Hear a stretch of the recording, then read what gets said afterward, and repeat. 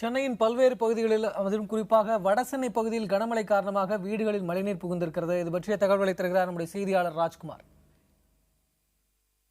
நேற்று இரவிலிருந்தே சென்னை நகரம் முழுவதுமாக கனமழை பெய்து கொண்டிருக்கிறது. கனமழையால் சென்னை நகரில் பல இடங்களில் மழைநீர் வெள்ளம் போல் காட்சியளிக்கிறது. சாலைகளில் முழுவதுமாக மழைநீர் தேங்கியிருக்கிறது. இதனால் இருசக்கர வாகனங்களில் செல்லக்கூடிய வாகன ஓட்டிகளுக்கு பெரும் பாதிப்பு ஏற்பட்டிருக்கிறது.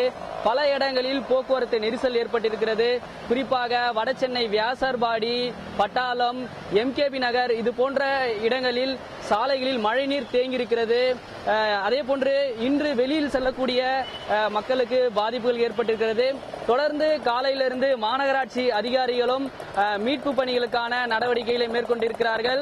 அதே போன்று வடசென்னையில் பட்டாளம் ஸ்டாரன்ஸ் ரோடு மற்றும் வியாசர்பாடி, SM நகரில் வீடுகளில் மழைநீர் தேங்கியிருக்கிறது. இதனால் அந்த பகுதியில் இருக்கக்கூடிய மக்களுக்கு வீடுகளில் மழைநீர் உள்ளே புகுந்திருப்பதால் இயல்பு வாழ்க்கை பாதிக்கப்பட்டிருக்கிறது. உடனடியாக அதிகாரிகள் நடவடிக்கை எடுக்க வேண்டும் என்ற கோரிக்கையை முன்வைக்கின்றனர்.